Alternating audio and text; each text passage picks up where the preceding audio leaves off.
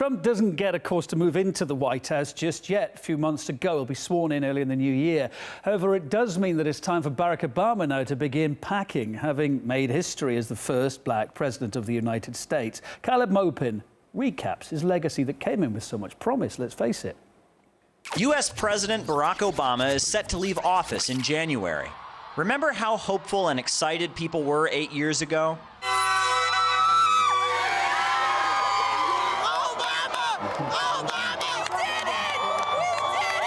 The world was hopeful as well. I've come here to Cairo to seek a new beginning between the United States and Muslims around the world. He even won the Nobel Peace Prize. Perhaps the most profound issue surrounding my receipt of this prize is the fact that I am the commander-in-chief of the military of a nation in the midst of 2 wars. Well, now that's 7 wars. At this moment, the U.S. military is directly intervening in 7 different countries in the name of fighting a war against terrorism. Can Americans even name them? Currently bombing? Let me think about that. Iran, right? Iran is one of them. No, it's not.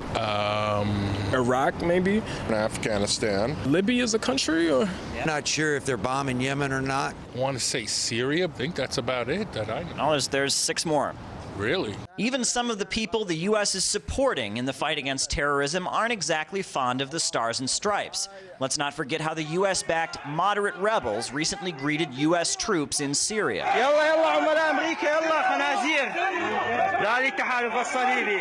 In 2010, Obama claimed he had reset relations with Russia. A few years later, it's pretty clear that the honeymoon is over.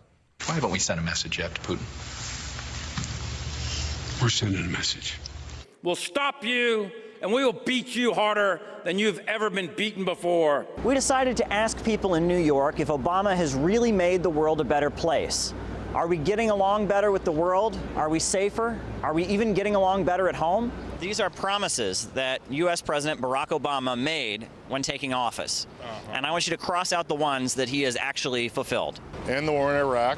Well, no, there's still war going on. Guantanamo's still around. There's still troops in Afghanistan. Comprehensive immigration reform, nope.